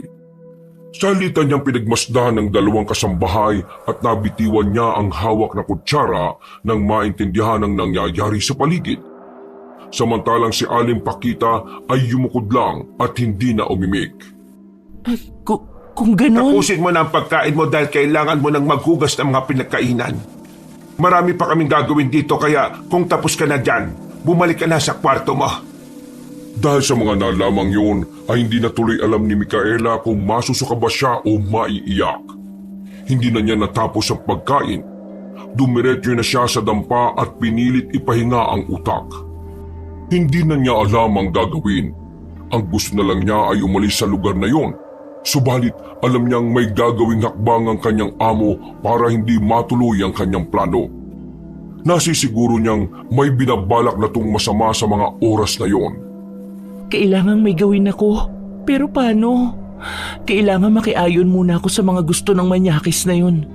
Para matakasan ko siya, kailangan mapaniwala ko siya na wala pa akong kaide-ideya sa mga nangyayari. Napabuntong hininga siya at napahilamos na lang ng mukha sa banyo. Pilit niyang ikinakalma ang sarili para makapag-isip ng mabisang paraan kung paano tatakasan ng among halangang kaluluwa. Kailangan malaman ni Tia Soledad ang lahat ng to. Naudlot na siya sa pagsasalita dahil meron ng kumatok. Pagbukas ng pinto ay nakita niya si Aling Pakita na tila nanlulumo ang mga mata. Sinabi nga ng ginang na pinatatawag na siya ni Senyor Armando Jose dahil pupunta na sila sa meat shop. Maraming salamat po, Aling Pakita. Susunod na po ako. Isasara na sana niya ang pinto pero nanatili roon ang ginang kaya nagtaka siya. Nang muli niya yung sulyapan ay ganun na lang ang gulat niya dahil pumapatak na ang luha ni Aling Pakita. Medyo nataranta siya kaya kaagad nilapitan ng nasabing kasambahay at inalo para pakalmahin. Subalit sa halip na tungahan ay lalo lang tong umiyak. Aling Pakita, ayos lang po ba kayo? Bakit po kayo umiiyak? Natigilan na siya matapos marinig ang confession ng ginang. Doon nga ay napag-alaman niyang pinaghihinalaan na rin talaga ni na Aling Gandara at Aling Pakita si Senyor Armando Jose patungkol sa pagkawala ni Megan. Kilala kasi nila kung gaano kabait ang dalagang tindera at siguradong hinding-hindi yung magnanakaw ng pera. Bago kasi tuluyang mawala si Megan ay minsan lang nagpahiwatig to kay Aling Pakita patungkol sa pananamantala. Nung una raw ay inakala lang ng kasambahay na ibang tao ang tinutukoy ni Megan. Huli na nang mapagtanto niya ang tinutukoy pala sa kwento ni Megan ay siya mismo. Hindi nila masumbong sa mga kapulisan si Senyor Armando Jose dahil una alam nilang marami tong kapit na matataas na tao. Ikalawa, lahat ng pangangailangan ng kanilang pamilya ay tinutugunan nito. Lalo na pagdating sa mga emergency katulad ng sakit at iba pa. Ikatlo, ay may nakakatakot tong lihim na siguradong kamatayan ang maghahatid sa kanila kapag nalaman yon ng iba. Nang malaman ni Micaela mga yon, ay napakuyong siya ng mga kamao at lalong nakaramdam na matinding galit para sa kanilang amo. Naawa rin siya ng gusto sa sinapit ni Megan na hindi man lang ito nakamit ang hustisyang nararapat. Huwag po kayo mag-alala dahil hindi matatapos ang araw na to. Sinisiguro ko magbabayad ang taong yun sa kasamaan niya. Pinaalalahanan si Micaela ni Aling Pakita na kung anuman ang pinaplano niya ay huwag nang subukan. May ilang tao na rin kasing nagtangka pero hindi nagtagumpay. Kaya kahit may ideya na sila ni Aling Gandara ay napipilitan silang maging tikom ang mga bibig. Subalit sa kabila ng mga narinig ay nanatiling matapang at desidido si Micaela. Niyakap na lang siya ni Aling Pakita at sabay silang nagtungo para harapin na nga si Senyor Armando Jose. Oh, natagal lang kaya yata, Micaela. Kanina pa ako naghihintay rito ha. Pasensya na po, senyor. Naghilamos pa po kasi ako ng katawan para handang-handa po. Okay na po ba tong bihis ko? Pinagmasdan siyang maigi ni Senyor Armando Jose. Kitang-kita nila kung paano to pasimpleng napadila na tila nasasabik sa kanyang katawan. Halika na, pumasok ka na sa kotse. Na-excite na ako sa gagawin natin eh. Napalingon na lang si Micaela kay Aling Gandara at Aling Pakita na halata sa hilatya ng mga muka ang matinding pangamba. Tinanguan niya lang ang mga yon dahil kumpiyansa siyang ito na ang huling masasayang araw ng kanilang amo. Nakita pa nila kung paano mapasign of the cross si Aling Gandara bago sila magbiyahe papunta sa meat shop. Makalipas ang ilang minuto, nang nandun na ay kaagad silang pumasok sa loob. Pinauna ni Senyor Armando siyang dalaga sa locker room dahil nilak niya ang main entrance at ibinaba ang takip para hindi makitang may tao sa loob. Pagkatapos noon ay sinundan na niya ang dalaga sa silid na kinaroroonan nito. Kayla, nasan ka na? Nandito po, senyor, sa pantry. Uminom lang po ako ng tubig. Akala ko tinataguan mo na ako eh. Ay, bakit ko naman po gagawin yun? Oo nga no. Bakit nga ba? Inayos ng Ginoo ang suot na polo at saka ito niluwagan sa pamamagitan ng pagtanggal ng ilang butones. Napalunok naman ang dalaga sa takot sapagkat alam niyang nagsisimula na ang kahalayan ng kanyang amo. Hanggat maaari ay sinubukan niyang dumistansya rito para kung sakaling may gagawing mga masama sa kanya ay makakatakbo siya kaagad. Nilakasan na lang niya ang loob kahit hindi sigurado kung magiging epektibo nga ba ang naisip nilang plano kanina. Bago kasi umalis sa magarang bahay ay kinausap niya sina Aling Gandara at Aling Pakita. Sinabi niya sa mga ito ang naisip niyang plano para tuluyan ng masukol ang walang hiya nilang amo. Kahit ang sarili ay ipinain na niya sa delikadong pitag para lang makuha ang hustisyang hinahanap. Senyor, ano po bang gagawin natin? Bakit di pa po natin simulan? Ay, oo nga pala. Tara, sumunod ka sa akin sa frozen room. Ipapakita ko kasi sa iyo ang ilang goods natin na pinapreserve bago katayin at ibenta. Aba, ngayon ko lang po nalaman yun ah. Hindi ko nga kagad sinabi yan at ipinagkakatiwala. Pero lasa madali kang matuto at marami kagad nalalaman, kaya mas okay na sabihin ko na kagad sa iyo. Ganun po ba? Hindi na natapos ni Micaela ang pagsasalita dahil inakbayan na siya ng amo. Mas lalo siyang kinabahan pero pinilit niyang maging matapang. Hinayaan niya lang yung nakaakbay habang pinipisil-pisil ang kanyang balikat. Pagkarating nila sa freezer of frozen room ay tumanggal sa pagkakaakbay si Senyor Armando Jose. Inayos ito ulit ang damit at muling ibinutones. Huminga naman ng malalim si Micaela habang pinagmamasdan ng amo na binubuksan ng frozen room. Ganito niyang bubuksan ha. Pagbastan mong maigi para kapag ikaw na lang mag-isa rito kapag may gusto kang kunin, mabubuksan mo na to na mag-isa. Huwag kang mag-alala na makulong dahil hindi naman yan basta-basta sumasara at naglalak. Naiintindihan ko po. Pagbukas ng nasabing pinto ng frozen room ay gumapang ang matinding lamig galing doon. Dahilan para mapayakap si Micaela sa sarili. Nang makita siya ng senyor, ay muli siya nitong inakbayan at pinisil-pisil sa balikat. Sabay silang pumasok hanggang sa tumambad na nga sa paningin ni Micaela ang mga karne sa loob ng frozen room. Nung una ay normal na karne lang ng buong baboy, manok at baka ang nakikita niya. Subalit nang mapadako ang tingin niya sa pinakadulong bahagi ng silid ay ganoon na lang ang pagkagulat niya sa nakita. May tatlong katawan ng tao roon at isa na nga ang babaeng nagpapakita sa kanya sa magarang bahay. Natutup niya ang bibig sa sobrang pagkagulat dahil hindi niya inaasahan yon. Lalo na nang makita ang ulo ni Megan na nakahiwalay sa katawan nito. Dilat ang mga mata noon na nakabitin. Megan? Napatras siya subalit humigpit ang pagkakaakbay ni Senyor Armando Jose. Paglingon niya rito ay para na tong demonyo kung makatingin. Katulad ng inaasahan ko, kilala mo si Megan. Ibig sabihin nagpapakita rin siya sa'yo. Ilang beses ko lang itinataboy ang kaluluwa niya sa bahay ko pero matigas talaga siya. Pagkasabing yun ay kagad niyang itinulak si Micaela hanggang mabunggo ang dalaga sa mga karneng nakasabit. Alam mo ba, simula nang makita kita, sabik na sabik talaga akong matikmang ka eh. Kating-kati na tong si Junjun ko. Itinuro pa ng Ginoo ang kanyang ari at nang mapatingin doon ang dalaga ay nakaumbok na ang bahaging yun. Nakita mo? Wala pa nga tayong nasisimulan pero sabik na ang alaga ko ah. At kahit malamig dito sa frozen room nag-iinit ako sa iyo. Ano? Pagbibigyan mo ba ako o hindi? Napakasama mo! Siguradong hindi mo matatakasan itong mga ginawa mo! Mabubulok ka sa kulungan! Napahalakak ng husto si Senyor Armando Jose matapos yung marinig. Pagkatapos ay biglang sumeryoso ang kanyang muka. Tinitigan niya ang dalaga na parabang lalamunin to ng buo. Umatras lang si Micaela habang napapayakap sa sarili dahil sa lamig.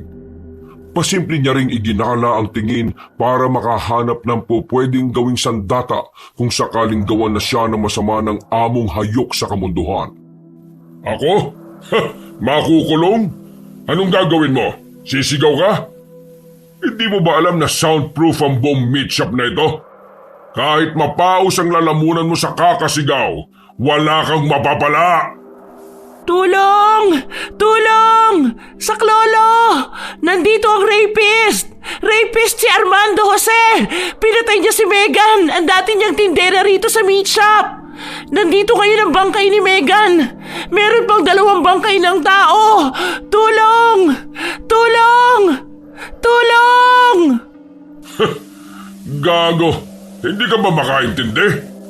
Bobo talaga ang mga taga-probinsya kaya gustong-gusto ko yung mga katulad yun na paglaruan eh. Pero sa ngayon, tama na ang paglalaro. Micaela, ibigay mo na ang gusto ko. Tulong! Saklolo! Tulong! Habang nagpapatuloy ang dalaga sa pagsigaw, ay matalim ang mga matang pinagmasdan lang siya ni Armando Jose habang pinupunit ang sariling damit. Huwag kang lalapit sa akin! Masamang tao ka, Armando Jose! Hindi siya pinansin ng Ginoo. Bigla siya nitong sinunggaban na parang asong nauulol. Napaiga sila pareho at tinawakan siya nito sa magkabilang kamay habang nakapaybabaw sa kanya. Nahulog duman ang ilang mga karne na nakahang dahil bumangga sila sa mga ito. Nagpatuloy sa pagpiglas at pagsigaw ang dalaga pero tinawanan lang siya ng amo. Pagkatapos noon ay sinimula na nga nito ang masamang balak. Unti-unti niyang pinunit ang suot na damit ni Micaela na patuloy lang sa pagsigaw kahit alam nitong hindi naman maririnig sa labas ng meat shop. At kahit na anong piglas na gawin ng dalaga, ay wala siyang nagawa dahil sa malakasang resistensya ng kanyang amo. Dahil doon ay sumuko na siya sa pagbiglas at hinayaan lang ang lalaki sa binabalak nitong pananampalataya. Ano? Ang bilis mo namang sumuko kagad? Napagod ka na ba? O baka nagugustuhan mo rin ang pagbakat ng Junjun ko? Ha! Masarap ba ha? Hindi mo matatakasan tong ginawa mo. Tandaan mo yan. Walang hiya kang halimaw ka. Masalimaw tong pinakakatago-tago kong sandata sa ibaba. At siguradong mapapahiyaw ka. Hindi dahil sa takot kundi sa sarap. Hindi na natapos ng Ginoo ang pagsasalita dahil sinamantala na ni Micaela ang mga pangyayari. Kinuha niya ang naninigas na ulo ni Megan na malapit sa kanya. At saka buong puwersa itong inihampas sa ulo ni Senyor Armando Jose. Dahil hindi napaghandaan yon ng Ginoo, kaya tinamaan siya. natumba at tila nawala ng malay tao. Kagad tumayo si Micaela at tumambad na sa frozen room. Pero nahablot pa siya sa damit. Hinayaan na lang niyang matanggal yon para tanging bra na lang ang naiwan paglabas niya sa freezer. At bago pa makalabas ang Ginoo, ay isinaran na niya yon at ikinandado. Napasandal siya sa harap nito hanggang humihingal sa takot. Akala mo, basta-basta na lang ako mamamatay at mapipigil ng ganito? Sumilip ang Ginoo sa salamin na makapal na pinto at pagkatapos ay unti-unting nagbagong kanyang itsura. Doon nga nakita ni Micaela ang wangis ng nakakatakot na aswang. Ang demonyong anyo ni Armando C na siyang ginagamit niya para makapambiktima ng mga inosenteng tao at kung minsan ay gawing karne na ibinebenta. Dahil sa ginawa mo, mas lalo mo lang akong pinasabik na matikman ka. Pagkatapos kitang pagsawaan katulad ng ginawa ko kay Megan, uubusin ko ang dugo mo. Tatanggalin ko ang mga laman loob mo at puputulin ko ang ulo mo, sakay papasok dito sa frozen room para magkasama na kayo ni Megan. Pagkasabi niyang yun, ay isang malakas na tila pagsabog ang yumanig sa buong meat shop. Napapikit si Micaela at napasiksik sa isang gilid. Pagdilat ng mga mata niya, ay sira na ang pinto at nakatayo na sa harap nito ang nakakatakot na nilalang. Ang aswang na anyo ni Armando C. Namumula at nanlilisik ang mga mata nito. Nakausli ang mahahabang pangil. Nangingitim ang mga bala at naglalaway habang nakalawit ang mahabang dila. Nagimbalang dalaga sa kanyang nakita at doon na nga siya tuluyang kinumutan ng takot. Sa unang pagkakataon, ay ngayon lang siya nakakita ng aswang na harap-harapan. Sinabi ko naman sa iyo, hindi ba? Hindi ka makakatakas! Sasalakayin na sana siya ng aswang pero nagulat to nang may marinig sa likuran ng mga yabag ng tao. Pagtingin doon ni Armando C. ay nandun na nga ang ilang kapulisang kasama ni Sergio. Nagtaka siya at nagulat hanggang sa makita ang telepono sa bandang cashier na nakahanglang. Doon niya napagtanto na kaya pala sigaw ng sigaw kanina si Micaela kahit alam nitong soundproof ang meat shop ay dahil sa iniwan nitong nakahang ang telepono at merong kausap sa kabilang linya.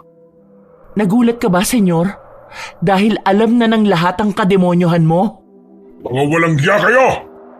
Sinubukan niyang salakayin ng mga kapulisan pero sunod-sunod na siyang pinaulanan ng mga iyon. Nagsumiksik naman si Micaela sa isang sulok kung saan hindi siya matamaan ng mga bala ng baril. Hindi niyo ako mapapatay! Kayong lahat papatayin ko! Uunahin ko na kayo! Ah! Sunod-sunod na tinamaan si Armando C. sa katawan. Hindi talaga siya binigyan ng pagkakataon ng mga alagad ng batas na makasugot at makagawa pa ng krimen. Nang malapit na siya kay Sergio ay buong tapang na tinutok ng binata ang baril nito sa kanyang noo. Sinasabi ko na nga ba habang inala ko sa iyo noon pa. Etong sa iyo, halimaw ka! Dugo ang bumagsak si Armando C. sa sahig at sinamantala na yun ng mga kapulisan. Pinaulanan na nila ng bala ng baril ang aswang hanggang sa hindi na to huminga. Nang masigurong wala ng buhay ang aswang ay doon na rin nilapitan ni Sergio si Micaela na napayak na lang at napayakap sa binata. Ligtas ka na, Micaela. Salamat at tumawag ka kanina kaya narinig namin ang lahat ng mga sinabi mo. Salamat at iniligtas niyo ako. Ilang saglit pa ay dumating na rin doon si Tia Soledad, Aling Gandara at Aling Pakita. Nang makita sila ni Micaela ay umiyak na lang ang dalaga kaya inalo siya ng mga yun. Tapos na po ang lahat, Aling Gandara, Aling Pakita. Makakamit na ni Megan ang hustisya. Nakita ko po ang katawan niya sa frozen room. Kinuha na nga ng mga kapulisan ng mga bangkay ng tao na nasa frozen room at ang ilan doon ay ang mga matagal na rin nilang pinaghahanap. Dahil sa nalaman ni Tia Soledad ay labis ang pinagsisihan ng mga nangyari, kaya napayak din siya ng husto. Mabuti na lang ay inalo siya ng pamangkin at sinabing hindi nito kasalanan. Ang nangyaring yun ay hindi isinapubliko upang maiwasan ang pangamba ng mga taong malapit sa lugar. Napag-alaman nga rin nila Aling Gandara na wala naman palang talagang kaanak sa ibang bansa si Senyor Armando Jose. Wala tong ibang pagkakakilanlan o kahit anong negosyo maliban sa pandurukot ng mga tao para gawing karne na ibinebenta. Sa wakas ay nakamit ang hustisyang nais nila para kay Megan, ang tinderang hinalay ng aswang. At dahil sa nangyari ay kinuha nga si Micaela ng amo ni Tia Soledad kaya hindi pa rin nawalan ng trabaho ang dalaga. Hindi nagtagal ay nakatuluyan siya ni Sergio at ikinasal din sila matapos ang 3 taon na mag-on. Wakas!